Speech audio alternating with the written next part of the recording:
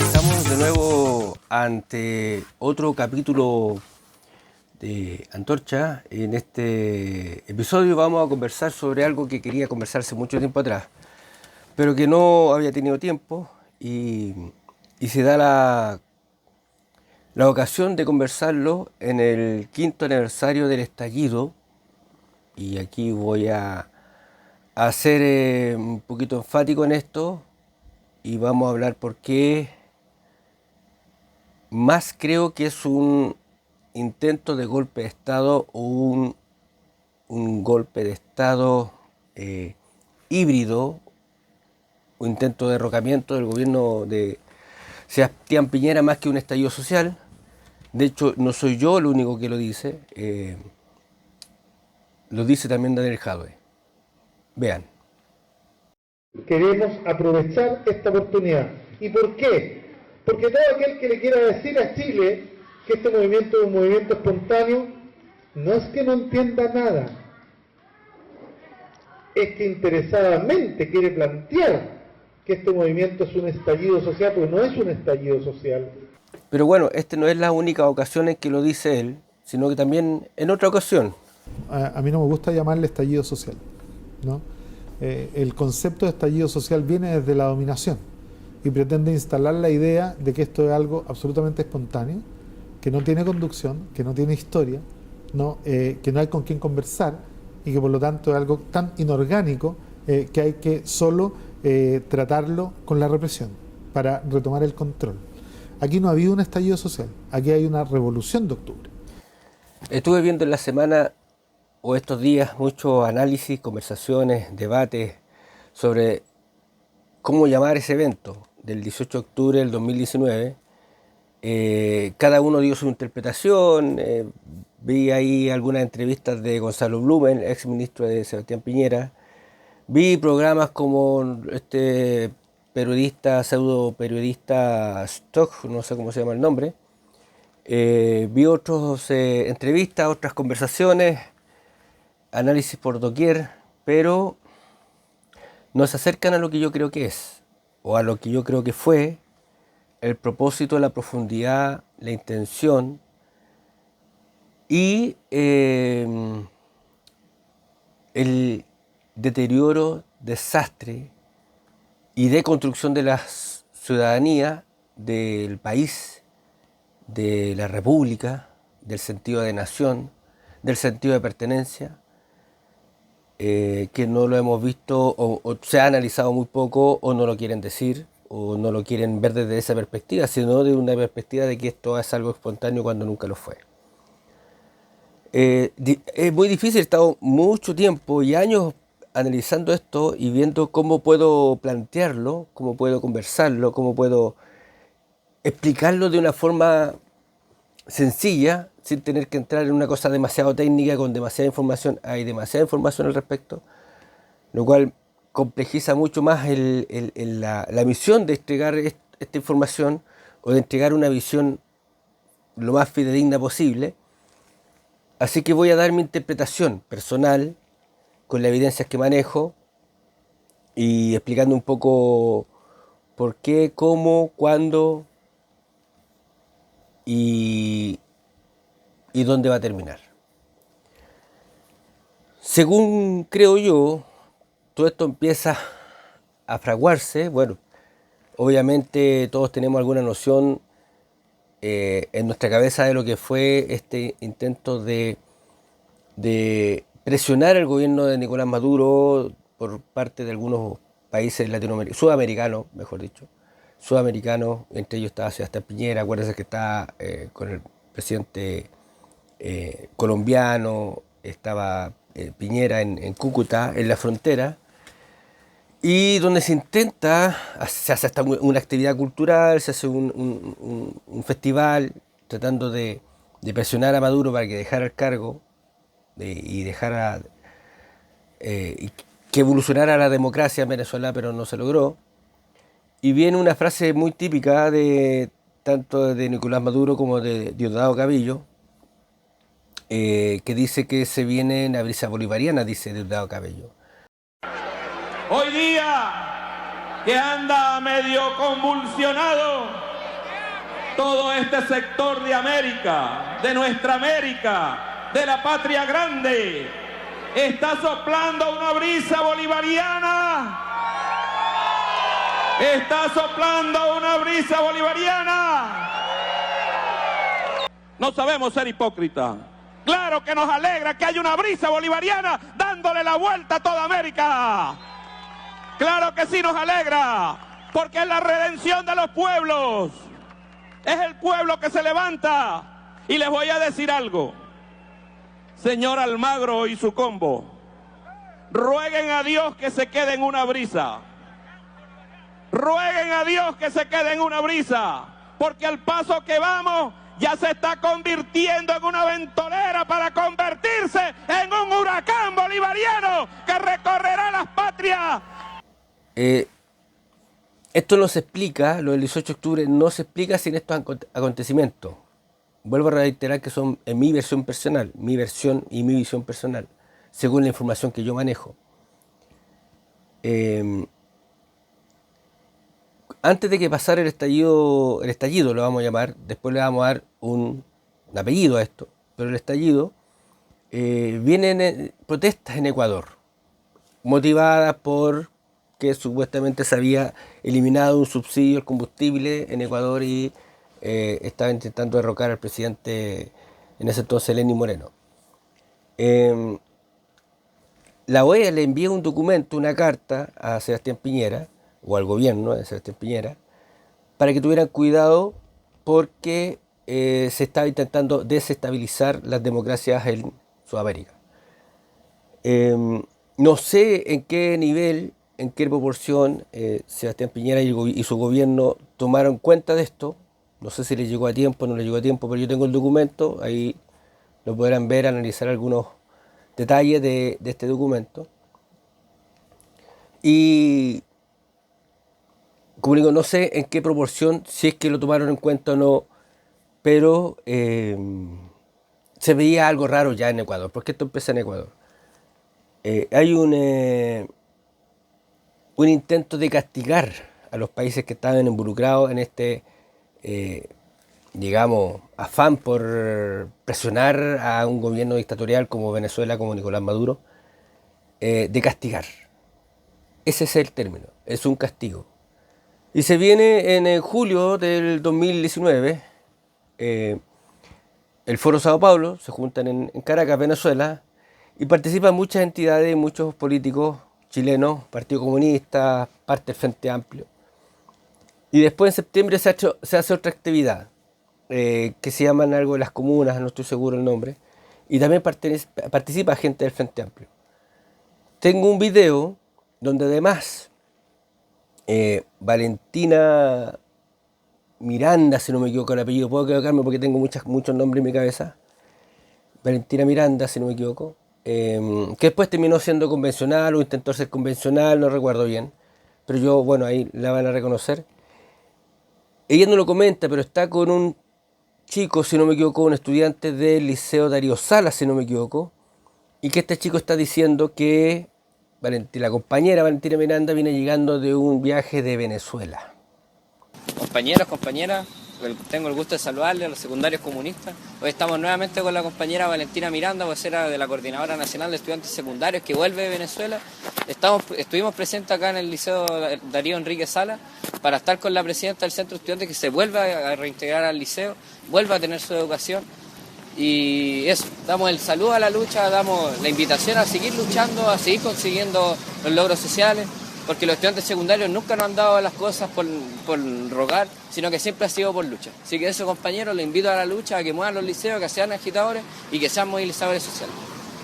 Entonces, a mí estas cosas, cuando yo empiezo a recabar estos videos, obviamente los bajo, tengo esta información guardada en varios dispositivos, y empiezo a hilar la historia, a narrar un poco los acontecimientos. Y de hecho, me pareció coherente con que después los primeros que empiezan este movimiento, que son con las evasiones, son los estudiantes secundarios.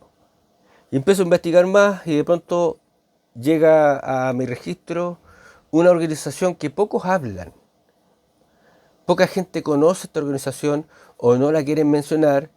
De hecho, es mencionada tanto por Daniel Jadwe, líder, entre comillas, del Partido Comunista, Florencia Lagos Neumann, que es una miembro eminente del Partido Comunista, hija de Juan Andrés Lagos, otro comunista muy famoso, conocido dentro de la élite del partido. Y Florencia Lagos Neumann está también en Venezuela, y detrás de ella está Diosdado Cabello, y ella también comenta que los medios de comunicación en Chile, dice que son hegemónicos, dice ella, creen que esto es espontáneo, cuando no lo es. Y menciona la mesa, o sea, la unidad social, que esa es la ocupación de la cual vamos a hablar ahora.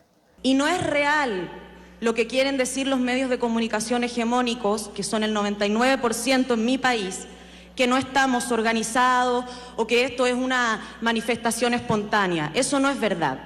Si estamos organizados, somos más de 100 movimientos sociales organizados, articulados en una mesa que se llama la Mesa de Unidad Social. Daniel Jadwe hace exactamente lo mismo en estos comentarios. También menciona la unidad social. Y menciona la frase de Lenin: nos cansamos, nos unimos. Entonces aquí no hay un estallido, aquí hay efectivamente un proceso de agotamiento del modelo, sumado a un proceso de aumento de la conciencia social, que se resume, yo creo, que en la frase de la mesa unidad social: nos cansamos, nos unimos. Entonces, esto no es espontáneo. El estallido como tal no es un evento espontáneo. Ningún estallido social es un evento espontáneo. El que crea eso es porque en realidad no conoce bien la historia, o quieren cubrir a los causantes, a los líderes de estos movimientos. Y estos movimientos tienen líderes muy evidentes. Es la élite política y la élite intelectual de los países. Porque la Revolución Francesa no nació de la clase pobre y la clase baja de Francia. Nació de los intelectuales jóvenes que estaban estudiando, motivados por ideas obviamente de libertad, pero que terminaron siendo todos unos asesinos. Porque uno puede pensar en que Robespierre o Jean Paul Marat no eran tipos que trabajaban en las ferias o trabajaban como artesanos, no eran artesanos, eran intelectuales de la época. Entonces, en Chile pasa exactamente lo mismo. Los jóvenes intelectuales de extrema izquierda, de izquierda y los progres empezaron a recibir información, a recibir ayuda y cooperación de este país extranjero, Venezuela. Y lo digo tal cual. Entonces, y voy a mostrar algunas evidencias que pueden ser no muy así como una evidencia tan concretas como para llevar a justicia a Maduro y que los salgan persiguiendo todos los fiscales del mundo. No, es una evidencia por ahora que le da viabilidad a una teoría. No sé si alguna vez el gobierno de Chile, en cualquiera de sus gobiernos, va a tener los pantalones para investigar esto. Lo dudo, no lo sé. Y lamentablemente estamos en un gobierno de izquierda que no va a hacer nada al respecto porque no le interesa, obviamente, que esto se sepa, quiénes estaban detrás. La unidad social se compone de 140, 144 organizaciones. De ellos existe una mesa, la Mesa de Unidad Social, que es como los líderes de la unidad social. Y de ellas, si mal no recuerdo, 9 de ellos están controlados por el Partido Comunista. Son 10 personas o 10 entidades que son los líderes de la unidad social. Y de estos 10, 9 son del Partido Comunista. Vamos a leer algunas de las personas, o algunas de las instituciones, perdón, que participan, o que ya no participan, pero que participaron en ese entonces en la unidad social. Y el otro día estuve buscando la página web y ya no existe, la borraron. Aquí yo les voy mostrando también en la imagen parte de las listas, una lista muy larga, organizaciones integrantes de la unidad social. Empezamos con la primera, Coordinadora Nacional de Trabajadores No Más AFP. Imagino que la conocen. CONES, Coordinadora Nacional de Estudiantes Secundarios, que son los primeros que empezaron con la evasión. Y ellos fueron dirigidos desde Venezuela, venían llegando. ¿Por qué la Valentina Miranda, que es una estudiante de secundaria, viene llegando de Venezuela? ¿Con qué sentido? ¿Con qué propósito? La FECH, Federación de Estudiantes de Chile, la FEUC, de la Católica, AEDD, Agrupación Familiares de Detenidos Desaparecidos, CONFUSAM, Confederación Salud Municipal, la ANEF, Agrupación Nacional de Empleados Fiscales, la CUT, Central Unitaria de Trabajadores, Colegio de Profesores, la CONFECH, UCAMAU. Voy a hacer un paréntesis aquí porque es una historia un poquito más larga.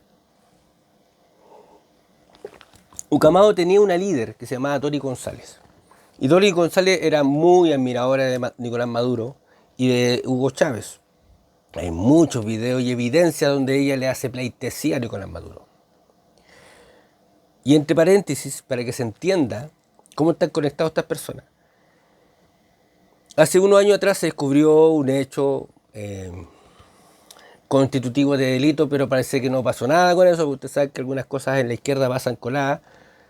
El papá de Boric, estuvo en noticias esta información, el papá de Boric compró un terreno en Punta Arenas y no pudo venderlo por muchos años.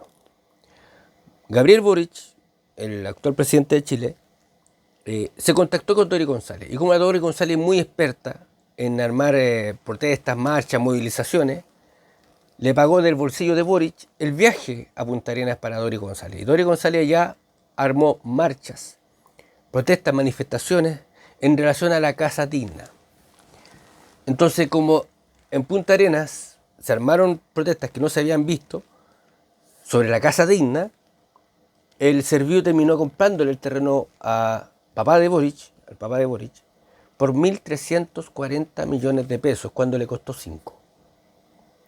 Entonces los vínculos entre Boric y Dori González están totalmente datados. Hay una información, se hizo un reportaje que no llegó a nada, al final no hubo más profundidad en eso porque no conviene entrar en más profundidad. Nos vamos a construir poder popular a nuestros territorios, con ese misil de Hugo Chávez, de esta patria soberana, de ese legado que nos dejó el comandante, porque no es solo para Venezuela, no es solo para la revolución bolivariana el construir comunas y construir la paz en nuestros pueblos. Y que ese legado lo continúe usted, presidente Nicolás Maduro.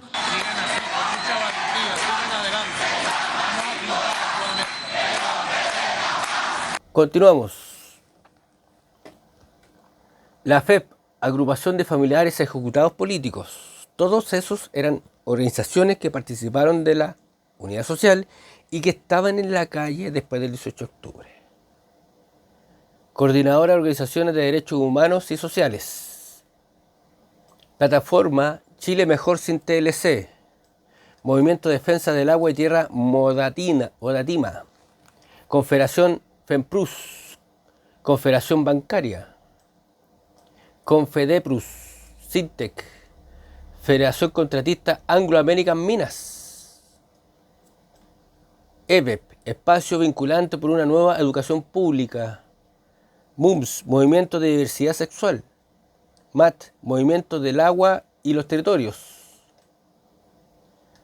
Coordinadora Nacional de Expresas y Presos Políticos Salvador Allende. Es Mesa Social por el Derecho a la Salud. Coordinadora Nacional de Inmigrantes, Federación de Colegios Profesionales, Fundación Constituyente 21, Confederación de Trabajadores del Cobre, TST, Sindicato Nacional de Trabajadores Líderes, SIL, Confederación de Trabajadores Forestales de Chile, Coordinadora Chile Federación Sindical Mundial, Sindicato Starbucks Chile, ACAUCH, Asociación de Académicos de la Universidad de Chile, ALAMES Chile. O sea, ahí uno puede explicar sobre los académicos en Chile que no dijeron la verdad porque están todos metidos en esta cuestión también.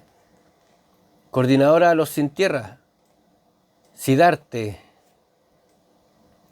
Hace mucho, Confederación Nacional de Funcionarios Municipales de Chile, Sociedad de la Igualdad, Mujeres en Red, Frentes Poderosas, No Más TAG, Asociación Feminista Plurinacional, Fundación Daya, la fundación que promueve la marihuana, etcétera, etcétera, y de la diputada, ya se me olvida el nombre de esta chica, ya me acuerdo que era una actriz. Plataforma Política Mapuche, Coordinadora 40 Horas, Coordinadora Canabica de Chile, Fundación Decide, Fundación Chile Movilizado. Pero bueno, el resumen de esto es que esta organización fue parte importante del estallido. Tiró a la gente a la calle. Por eso que esto fue un evento organizado, planificado y bien financiado.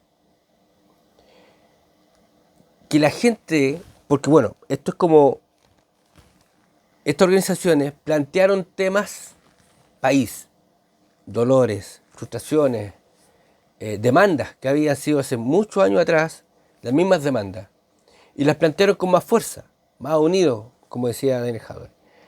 Y la gente, voy a decirlo con estas palabras, compró. Mucha gente compró. Y creyó que esto era espontáneo, y creyó que esto tenía la intención de modificar algo que era beneficioso entre comillas para el país. Y a base de eso, a base de esa necesidad, a base de eso que parecía algo totalmente obvio, inherente digamos, a la necesidad humana, avaló la violencia. Todos, sin excepción, izquierdas y derecha cobarde, avalaron la violencia. Si no la avalaron, omitieron decir algún comentario al respecto, o defender la libertad, o defender la democracia, o defender el Estado de Derecho, o defender el libre tránsito, o defender todo lo que nos hace un país libre. Fueron pocos, y yo siempre menciono esto. Christian Barken fue uno de los pocos, tal vez podría sumar a Carlos Peña, uno de los pocos que defendió o que dio observación o criticó la violencia. Esa integridad fue muy castigada porque él en su momento fue muy criticado por sus propios pares, sus escritores, los artistas, fue muy criticado. Pero uno no se tiene que olvidar de ellos porque ellos fueron los primeros y los únicos, los primeros mejor dicho, en levantar la cabeza y decirle no a la violencia. Más allá de que crean o no que esto es un estallido espontáneo o no tengo la percepción de Christian Barker al respecto, pero ellos fueron los primeros que criticaron la violencia. Tal cantidad de gente en la calle era algo posible teniendo estas 140 y tantas organizaciones. Tiraban una organización un día, al otro día tiraban otra y así. Y esa famosa marcha que supuestamente habían 2 millones, cuando era imposible, la gente no logra entenderlo, no logra capturar una imagen de 2 millones de personas, cuando en Santiago, en la región metropolitana, somos 7 millones, tendría que estar prácticamente un poquito menos de la mitad, toda la región metropolitana deshabitada. Es una idiotez creer eso. Ni siquiera había 1 millón. Ni siquiera había 1 millón. Cuando uno ve la imagen aérea, esta imagen tan icónica, ¿qué me imagino yo? Un estadio nacional, 2 estadios nacionales, no más de 3 estadios nacionales ahí, de personas. Pongámosle 3. ¿Cuánto hace el estadio nacional ahora? Antes hacía 80.000, ahora está haciendo entre 40 y 50.000. No había más de 150.000 personas en la calle. Jamás hubo 1 millón de personas. Menos que después empezaron a sumarle. Ustedes saben cómo es esta cuestión. Las protestas siempre, los que están detrás y promoviendo la protesta, siempre dicen que son mucho más personas de las que realmente son. Y la contraparte, en este caso Carabineros o el gobierno, siempre dice que son menos. Es típico. Siempre pasa eso. Pero uno tiene que ser honesto intelectualmente y entender que era imposible que hubiera siquiera 1 millón de personas ahí. Era imposible. Menos 2 millones, cuando ahora están diciendo 2 millones, pero nadie se atreve a refutar ese número, porque tendría que ser entrar a explicar una cosa tan obvia como es imaginarse la cantidad de personas que caben en una calle, por ejemplo, Alameda o Providencia. Es imposible. Pero bueno, la gente no hizo ese trabajo, los políticos menos, porque no les interesaba, porque iban en contra de la supuesta mayoría, que le dio la razón y la verdad en ese entonces, y los medios de comunicación se colgaron de eso, y lo ratificó el famoso plebiscito, el apruebo rechazo y por una nueva constitución. Ese es otro tema, pero para que entendamos este contexto. En ese plebiscito, que fue voluntario, votaron el 51% de la población que podía votar. Por ende, la mitad de la población que puede votar. De esa mitad, el 80% votó, 78% votó que quería una nueva constitución. El 22% votamos que no. Ese 78% hizo creer a todo el resto del país que en realidad el 70% se refería a todo el país, cuando no era así. Y quedó instalada, y ganaron esa batalla cultural, quedó instalada en la psiqui chilena de que la mayoría del país quería ese cambio. Eso se derribó, para no entrar en profundidad de este tema de la convención, de las convenciones, las dos convenciones. Eso se derribó el 4 de septiembre, porque fue un voto obligatorio. Votó cerca del 85% de la población votante, de la que podía votar, que estaba habilitada para votar. Y dijeron que no. Y todos los analistas se equivocaron, y todos los periodistas se equivocaron, porque no estaban interesados en hacer ese análisis tan simple, tan obvio, que en realidad no votaron el 51% de la población. Por ende, no era una masa de gente representativa de todo el país, no lo era. Y siempre a la izquierda le conviene que las votaciones sean voluntarias, porque mucha gente de derecha es floja y no va a votar. Y deja que el discurso de la izquierda aprenda, porque la izquierda es disciplinada. Y si le dicen que tienen que ir a votar y van a votar por cualquiera que no sea de derecha. Sea competente o no sea competente, sea una buena persona o no lo sea, tenga acusaciones de acoso sexual como Boric, tenga registro en el Poder Judicial de hurto en supermercados de Punta Arenas, o no lo tenga, lo van a votar igual. En ese sentido la izquierda no se pierde. Pero bueno, para avanzar, eso le dio una mística por estas cosas que se necesitaban, mejores pensiones, mejor salario, mejor salud, mejor educación, etc. No era eso lo que querían. Ellos querían derrocar al gobierno, implantar un nuevo sistema político, económico, social,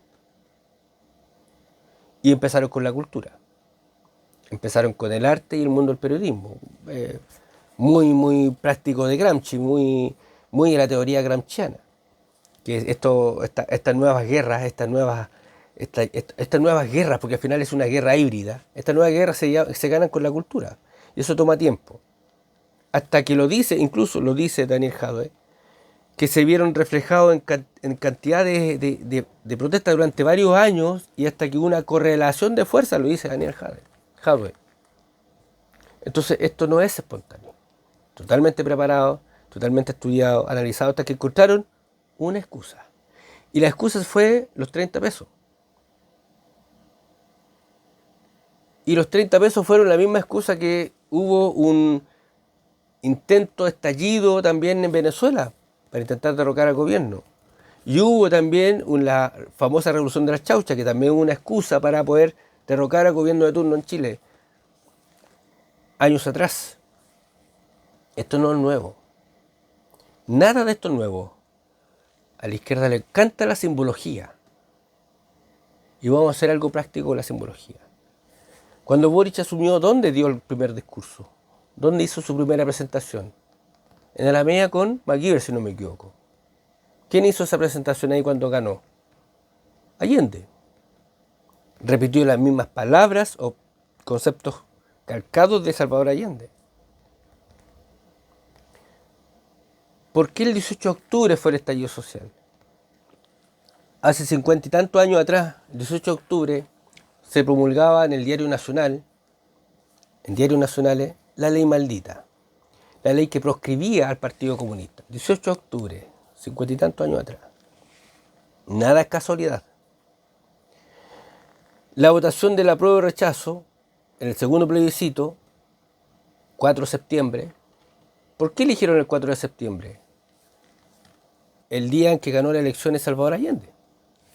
Si alguien me dice que no lo vio venir, que no hizo cálculos, que no revisó las fechas y que no revisó diarios antiguos o noticias anteriores para darse cuenta que todo esto es una cosa de símbolos. Todo en la izquierda es simbología. Esto no nace, o sea, si todo lo que estamos hablando o todo lo que he estado hablando no coincide con cosas que ya tienen relación con ellos mismos y la gente sigue creyendo que fue espontáneo, la gente sigue creyendo que 77 estaciones de metro fueron rotas, quemadas, semiquemadas, destruidas, 22 fueron totalmente incendiadas.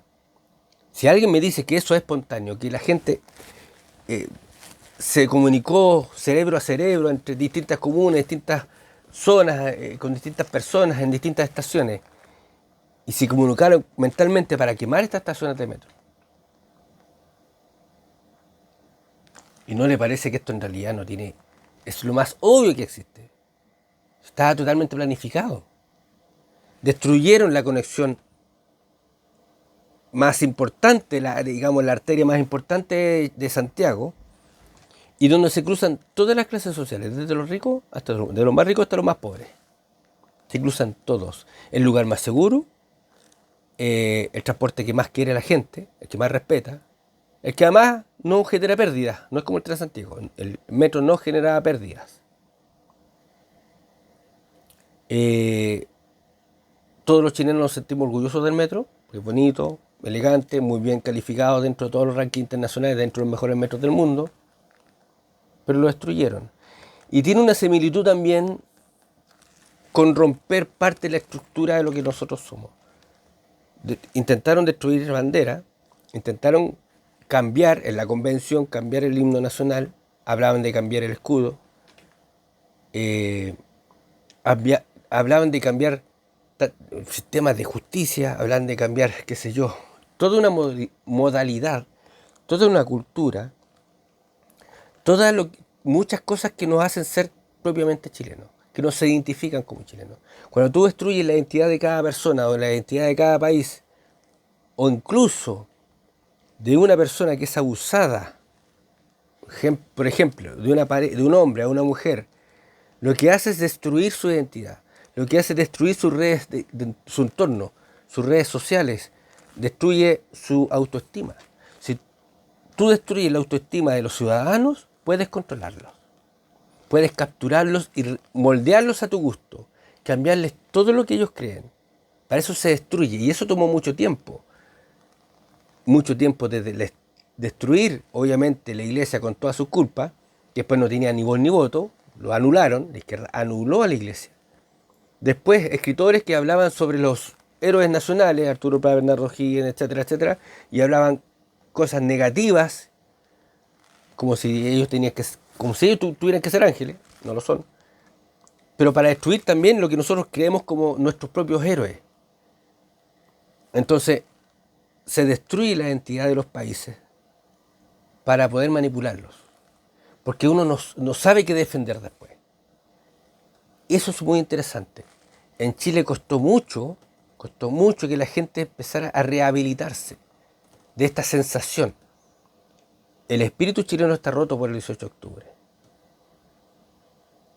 Yo creo que todavía sigue roto y no va a pasar muchos años más adelante, tal vez una década, tal vez, en que el chileno no se va a recuperar.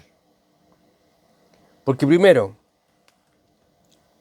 destruyeron este espíritu emprendedor y esta sensación de sentirse orgulloso de Chile. Destruyeron la capacidad de rehabilitarse del chileno. Destruyeron la capacidad también de tener certeza en el emprendimiento. ¿Cuántas empresas no quebraron? ¿Cuántas pymes no quebraron en esa fecha?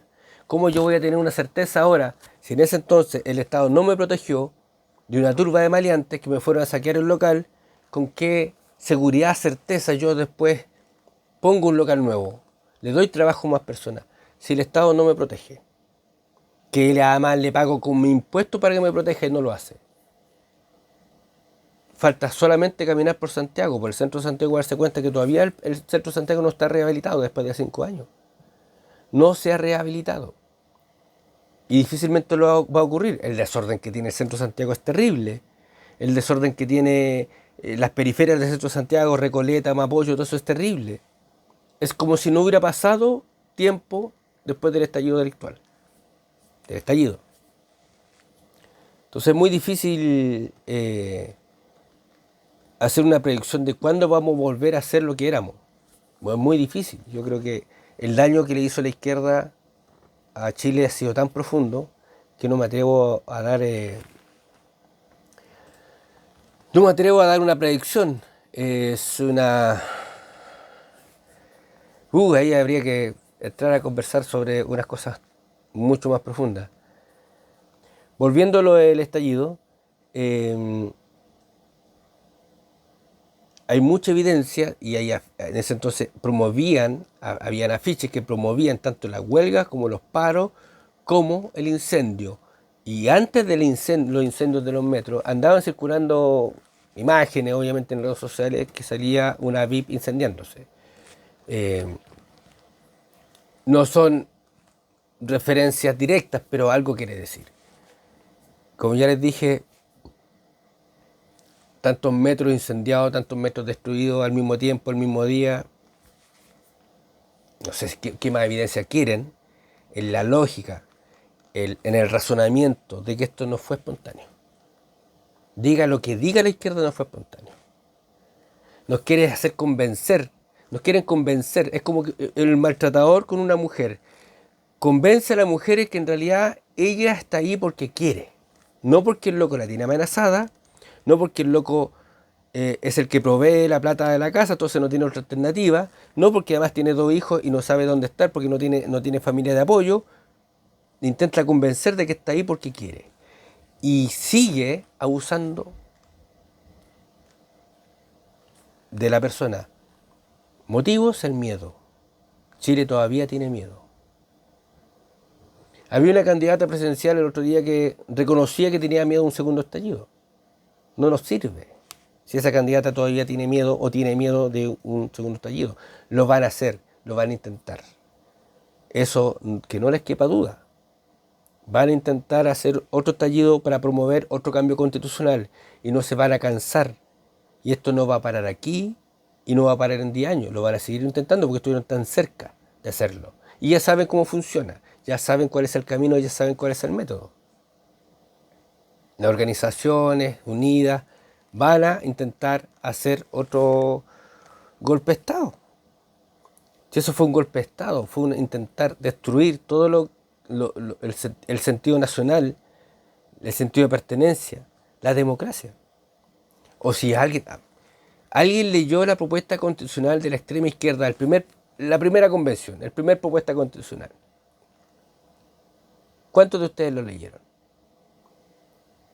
Los que lo leímos nos dimos cuenta que era un sistema autoritario muy parecido a una dictadura. Dividían el territorio por todos los sectores, lo dividían para que no tuviera control ninguno sobre otro. Y además tenían mi visión. Yo no sé si algún otro abogado, que yo no soy abogado, pero yo leí bien el documento. Alguna otra persona tendrá una interpretación distinta o muy parecida o semi parecida, pero yo creo que era una dictadura parlamentaria. Estoy convencido que iba a convertirse en una dictadura parlamentaria. El Parlamento al final que tenía total poder incluso sobre el presidente. Y esta es una discusión eterna entre el origen de la República, entre los parlamentaristas y los presidencialistas. Esto no es una cosa novedosa de ahora nomás. Esto ha pasado antes. Recuerden también, voy a hacer la Guerra Civil de 1891 y antes. No es algo solamente de ahora. Esa lucha de poder entre los parlamentarios y el presidente es una cosa constante. No solamente aquí, en muchos países. Entonces, es muy interesante todo este proceso, pero yo creo que era hora de decir lo que realmente es. No es un estallido social, no es un estallido espontáneo. Estaba totalmente planificado, bien financiado. Les daban hasta alimentos a las personas para que se mantuvieran en las calles. Les pagaban. Y no tengo las boletas para decirlo, pero tengo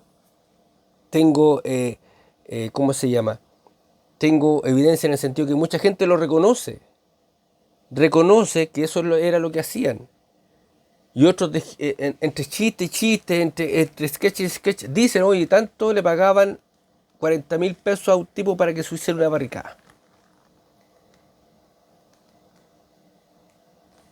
Y era así, hay muchos videos donde se les ve a la gente o a gente llevando sándwich y comida a los tipos que están en la calle protestando.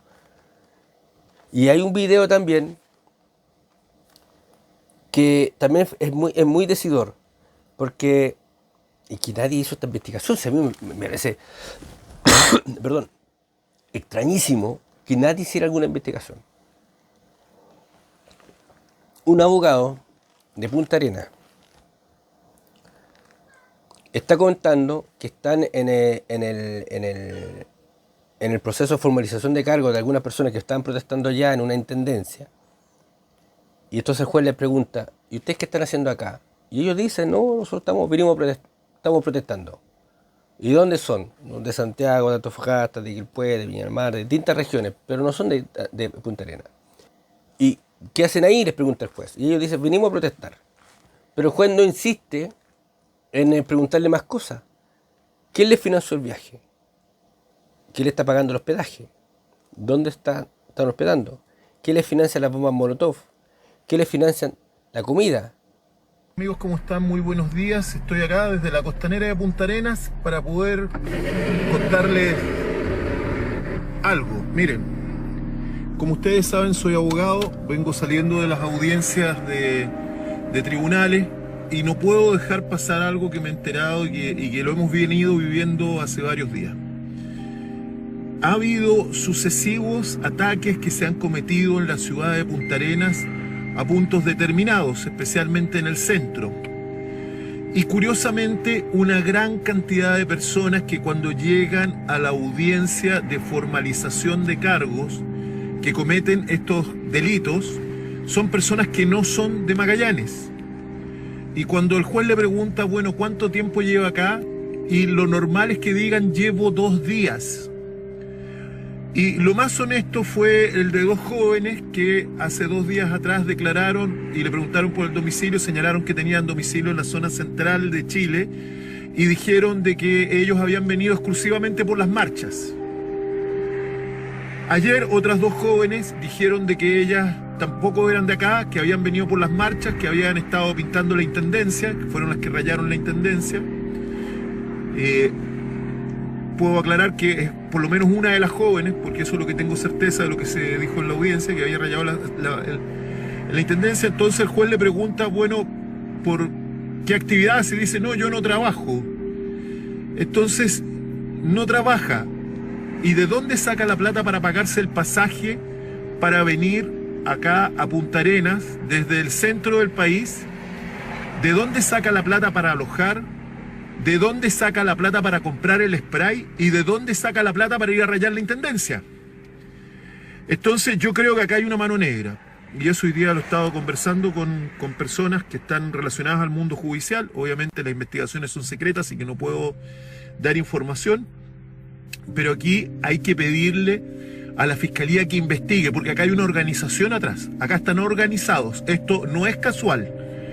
Y yo quiero denunciarlo con absoluta responsabilidad. Tengo los audios de las audiencias de formalización, están las actas, y en las actas claramente esta gente dice que viene de otras ciudades a cometer delitos.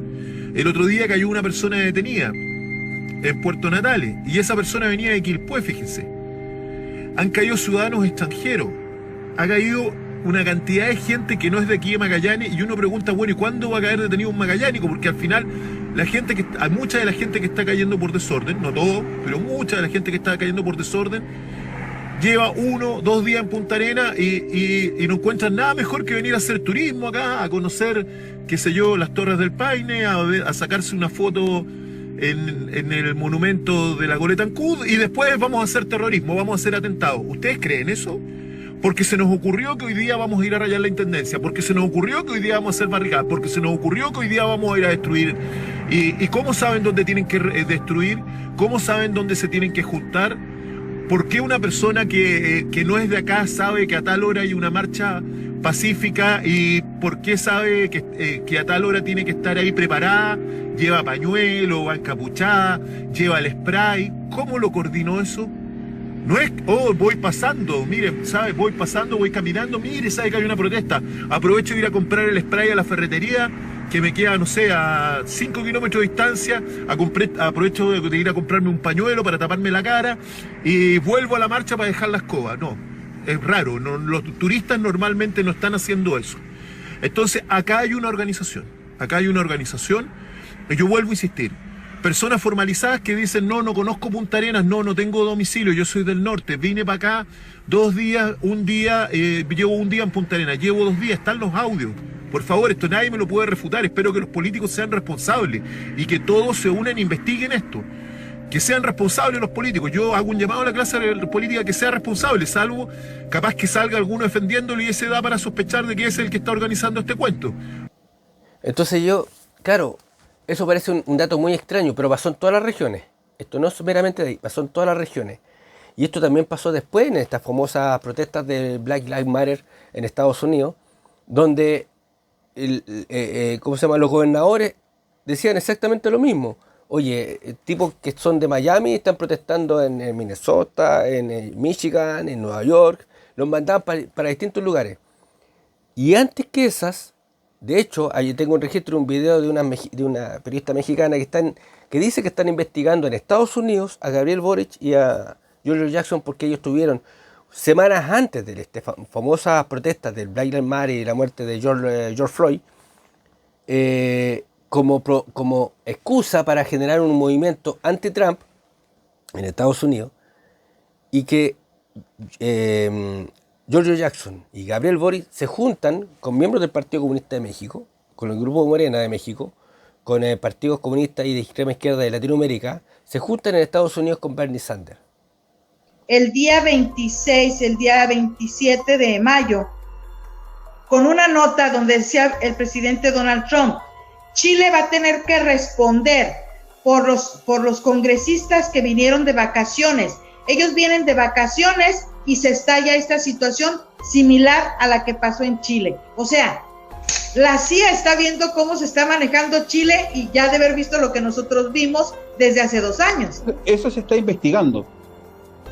Acerca de los congresistas chilenos que estuvieron en Estados Unidos, creo que fue en el mes de febrero. En Nueva York. Nueva York, correcto. ¿Tú tienes los nombres o no? Sí, ahorita te los doy. Es Boris o Eric, o ¿cómo se llama? Espérate. Boric. Ahorita te los pongo porque los tengo por aquí. Pero es Boric y no me acuerdo el otro nombre, pero sí te lo voy a dar. 2 congresistas chilenos que vinieron y se reunieron, y te acuerdas que Fer y yo andábamos investigando. Yo llamé a Nueva York, llamé a Chicago, y ni siquiera los demócratas o republicanos de Chicago sabían que, ahorita te los doy, no me lo sé, Boric y, no me acuerdo cómo se llama. Mira, cuando hablamos de esta situación, entonces estamos conversando y nos estamos refiriendo complicidad, exactamente, complicidad dentro de la gente que estuvo acá en Chile, políticos chilenos, comunistas, que también se reunieron con los demócratas de Estados Unidos. Pero hay que saber que se reunieron esos 2 congresistas o alguien más de tu país, que te voy a decir los nombres, Boric o algo así tiene, pero te lo voy a decir. Boris Jackson. Boris y Jackson, right. Ok, ellos, Noroña, J. Cole, Tatiana Cloutier y J. Cole, ¿sí?, del Partido Comunista de Morena de México, también estuvieron en esa reunión. Ellos andaban en Nueva York cuando vinieron los congresistas chilenos para reunirse en esa reunión que fue a puerta cerrada, y se reunieron creo que con Bernie Sanders. ¿ok? Con el candidato a presidente de los Estados Unidos de Norteamérica. Ok, ellos pueden decir que son conjeturas los que nosotros sacamos. No, no son conjeturas, porque el presidente de Estados Unidos lo acaba de decir, no sé si fue ayer, creo que fue ayer o antier en la mañana, que dijo que Chile iba a tener que responder, porque después de que vinieron esos congresistas de vacaciones a Estados Unidos, que les abrió la puerta con una visa de turista, que cómo se vinieron a hacer ese tipo de situaciones a Estados Unidos. Entonces Estados Unidos lo estaba investigando, cuando estaba Trump, lo estaba investigando para llevarlo a declarar a estos dos tipos, Boris y Jackson, para que expliquen qué estaban haciendo allá. Bueno, semanas después se vino este estallido. Y uno de los aprendizajes que vieron de Chile era eso. Mandaban gente de una ciudad a otra ciudad, porque destruir una ciudad que no era la tuya era mucho más fácil. Primero por anonimato, segunda porque no tienes un vínculo emocional con la ciudad. Era mucho más fácil. Por eso es que el nivel de destrucción que había en Chile era nunca antes visto. A mí no se me ocurriría destruir mi comuna o mi ciudad porque yo sé que alguien me puede reconocer. O sé que además tengo vínculos, sé que conozco a la persona que trabaja ahí, a lo mejor alguna vez compré en esa tienda. Entonces hay cosas que impiden el nivel de destrucción que tuvimos en esas fechas, en esos meses y en ese año prácticamente. Entonces hay muchos elementos que demuestran que hay un aprendizaje de cómo lograr lo que ellos consiguieron. Tanto así que ahora son gobierno. Tanto así les funcionó que ahora son gobierno. Si alguien dijera, no, que en realidad ellos ya estuvieron ahí, pero en realidad no sacaron nada, bueno, no, se están llenando los bolsillos de plata. Están armando toda una retórica ideológica sobre lo que ellos son. Si eso no es un logro, si eso no es al final lo que ellos querían, entonces ¿cómo se llama? Su planteamiento, su propósito están totalmente cumplidos. Todos sabíamos que iba a ser un mal gobierno porque no tenían la capacidad, no tienen la experiencia, pero están logrando mucho más cosas de lo que ellos imaginaron. La pregunta del millón es, ¿cuánto de eso nosotros aprendimos? ¿Realmente estábamos tan mal como para hacer un estallido a ese nivel que la gente todavía siga creyendo que en realidad era válido la violencia que se dio en esa fecha, hace 5 años atrás, para intentar llamar la atención de los políticos? Tiene unos malos políticos, el gobierno Piñera, hay que admitirlo, tenía malos políticos. Piñera en sí mismo era un mal político, es un mal político, nunca fue un buen político, es un buen administrador, pero no es un buen político. La derechita se bajó los pantalones y dejó que la izquierda hiciera lo que quisiera para no perder el cargo. Ninguno de la derecha de ese entonces fue lo suficientemente valiente para decir, no estoy de acuerdo. No estoy de acuerdo con el acuerdo por la paz del 15 de noviembre del 2019 porque en realidad eso era ilegal, porque el único que puede generar un cambio constitucional o una convención constitucional o asamblea constituyente era el presidente, y no lo hizo Piñera. Lo hizo el Parlamento por sí mismo, y eso es ilegal. Por ende, la primera convención es ilegal y la segunda convención, que terminó ganando después republicano, también era ilegal porque no se hizo un plebiscito de entrada y modificaron el artículo 142 del cambio constitucional que ellos mismos hicieron, donde la propuesta constitucional, si no era aprobada, se terminaba ahí. O sea, estallido social falso, planificado, organizado, bien financiado, para derrotar a un gobierno democrático y convertir a Chile en una dictadura de izquierda, de extrema izquierda. Convención constitucional primera, ilegal, anticonstitucional, extrema izquierda, para construir un país una dictadura de extrema izquierda. Segunda convención, ilegal, anticonstitucional, que intentó, digamos, hacer algo un poquito mejor, pero no lograron no lograron llevarlo a cabo por las trabas que tenía y los acuerdos, los 12 bordes y los acuerdos que no podían hacer más modificaciones, sino que aprobar con modificaciones. no podían hacer eliminar articulados, etcétera, etcétera. Era una trampa al final, no había mucho que hacer con esa propuesta. Y claro, bueno, las dos no prosperaron. Una fue un desastre, la primera fue un total desastre. Demostró el nivel intelectual, el nivel emocional y el nivel de personas que existía en esa convención, en la primera. En la segunda había mucho mejor gente. Definitivamente había mucho mejor gente, mucho mejor preparada, con mucho mejores intenciones, pensando en el beneficio del país. Pero en la primera no había por dónde, no había por dónde. De hecho, esto es un dato muy interesante. Cuando ganaron el plebiscito a la izquierda, del apruebo y rechazo, el primer plebiscito para promover un cambio constitucional, que ganó el 78 versus el 22, 80-20. Estaban tan seguros ellos de que iban a ganar en el segundo plebiscito de salida, estaban tan seguros que intentaron poner todo lo que se les ocurrió. Por eso la convención es así, tan desordenada, irrisoria, estúpida, ignorante, petulante, arrogante. Todos los calificativos, los peores calificativos de la sociedad estaban metidos en esa convención.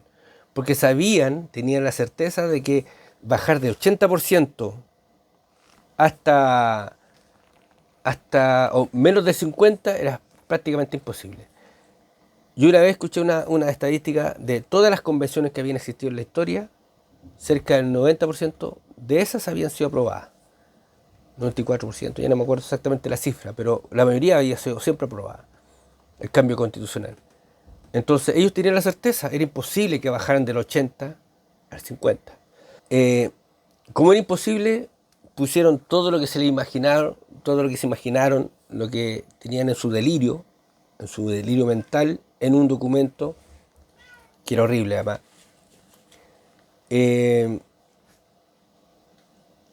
Y claro, no percibieron, no se dieron cuenta, porque están totalmente delirantes, que el plebiscito de salida era con voto obligatorio. Por ende, todos tenían que ir a votar. Y por ende, se supo realmente lo que pensaba la gente. Y debido a ese 4 de septiembre, todos los medios de comunicación cambiaron el discurso, porque todos eran apruebo, y todos eran de izquierda, todos sí, la constitución es muy mala, aquí, acá, y la de Pinochet y tal. Después de eso, todos los medios de comunicación cambiaron. Todos cambiaron el discurso porque se dieron cuenta en el nivel intelectual mínimo, más bajo de los medios de comunicación y los comunicadores de televisión nacional, de todos los canales de televisión, que no se dieron cuenta de este detalle tan obvio. No es lo mismo una votación voluntaria que una votación obligatoria. No es lo mismo. Por eso es que el gobierno ahora, hace una semana atrás, quería cambiar el sistema de votaciones, de obligatorio, cambiarlo a voluntario. Como el Congreso se opuso, dijeron, bueno, obligatorio pero sin multa. Era lo mismo que un voluntario. También se opuso afortunadamente el Congreso. Porque sabemos, nosotros que analizamos estas cosas, que somos un poquito más habilosos, sabemos que eso es una trampa. Sabemos que es una trampa. Bueno, se entendió que la mayoría del pueblo no quería un cambio constitucional. No, por lo menos no quería ese documento. Y yo estoy seguro que la mayoría de la gente no quería un cambio constitucional. Y de hecho, tengo un video también muy bueno, donde está en una charla Gabriel Boric, que era diputado, y George Jackson también en su época diputado. Y Boric dice, no, yo he andado por muchos lados, haciendo campaña y todo, y la gente no es un tema del cambio constitucional. Es un tema de la élite, un tema de la élite de Ñuñoa, un tema de otra clase. Yo, al igual que yo creo que tenemos que tener una nueva constitución. Creo que la actual constitución es ilegítima. Creo que tiene que ser una nueva constitución mediante asamblea constituyente, pero creo también que no es cierto que es un clamor que está recorriendo Chile. Es un clamor que está recorriendo Ñuñoa. Es un clamor que quizá está recurriendo a algunos. Yo vivo en Chile. Y me ha tocado y he recorrido parte importante de Chile ahora a propósito de la campaña, y particularmente en la región donde trabajo, que es Magallanes, en los sectores poblacionales, la asamblea constituyente no es un tema. Es un tema de ciertos sectores ilustrados en algunas comunas del país. Esa es mi impresión. Quizás yo igual tengo una impresión diferente, pero yo creo que es un tema acotado. Ellos mismos lo sabían. Y de hecho, hay un video de la Catalina Pérez en ese entonces, donde ella dice que en la mente del Frente Amplio no estaba el cambio constitucional. No estaba, no lo habían pensado. Y de pronto a un tal Latorre se le ocurre, ¿por qué no volvemos con y tiramos el cambio de la Constitución? Y los otros dijeron, mira, y empezaron a impulsar el cambio de Constitución y la gente enganchó y la gente compró, porque les dijeron que los problemas sociales estaban en la Constitución cuando no lo están. Y Juan Ignacio Latorre, actual presidente de Revolución Democrática, levanta la mano y dice, esto era el alza de transporte público, se hablaba de eso, nada más, los 30 pesos. Y Juan Ignacio Latorre, con su tranquilidad habitual, levanta la mano y dice como, oye, ¿no será buena idea empezar a decir esto de la Asamblea Constituyente de nuevo? Y todos nosotros así como, sí, pero Juan, ¿tú creís que como que esa sea la solución si es un problema de transporte público? Como no, sí, en verdad tienen razón, no, mejor veámoslo después. Y eso fue como, después de esa reunión salimos, hicimos una marcha por la Alameda que fue por el paseo, Paseo Ahumada en Santiago, que fue preciosa, la gente aplaudía, todo estuvo muy bonito. Pero siempre me voy a acordar de que Juan Ignacio tuvo la intuición en algún lugar de su pensamiento racional de decir como, mira, quizás podríamos empujarlo de la Asamblea Constituyente de nuevo. Porque las AFP no están en la Constitución, están en el decreto de Fuerza Ley 3500. Porque el sueldo mínimo no está en la Constitución, está en el Código del Trabajo, etcétera, etcétera. Porque las ISAPRES tampoco están en la Constitución. Todos los problemas sociales no están en la Constitución. Porque las constituciones están hechas para generar un orden, un parámetro, cómo vivir la sociedad. Casi de buenas intenciones, pero no está para definirla concreta, no está para hacerla precisa. No existe para eso. Lo más preciso que puede ser es generar, por ejemplo, el sentido de república, el sentido de que Chile es un país democrático. Pero no está para definir muchas cosas como esas. Para eso están las leyes. Y los políticos hubieran dicho la verdad, dirían, bueno, vamos a buscar corregir la ley para que la AFP tengan mejores pensiones. O para corregir, por ejemplo, el sueldo mínimo, vamos a trabajar el Código del Trabajo. O vamos a impulsar normativas que generen más crecimiento para poder dar mejores pensiones o mejores sueldos. De nuevo, la población chilena fue engañada por los políticos. Otra vez más. Y ahora ustedes van a seguir viendo hoy día, mañana y toda esta semana comentarios, entrevistas, análisis sobre el estallido delictual, la insurrección, o como en realidad hay que llamarlo, la revolución de octubre. Y que no les van a decir la verdad.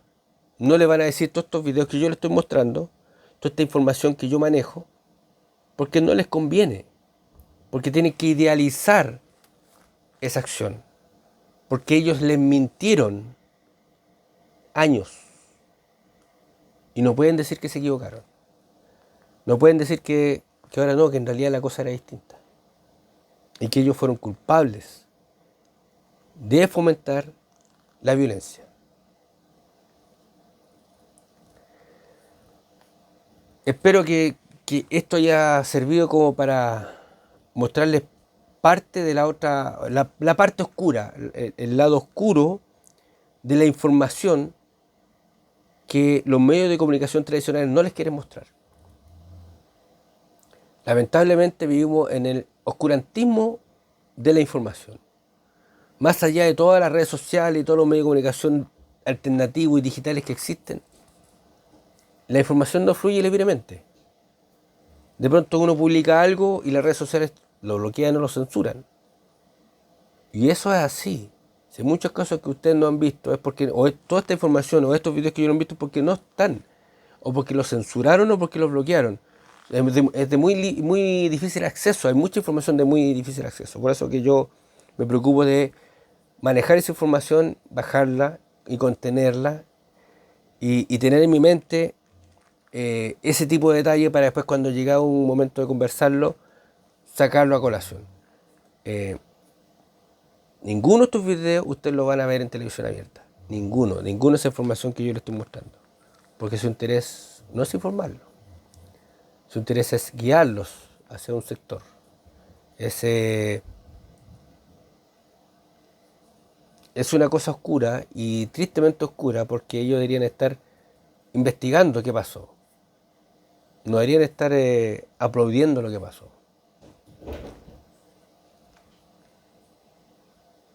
Eso. Buenas noches.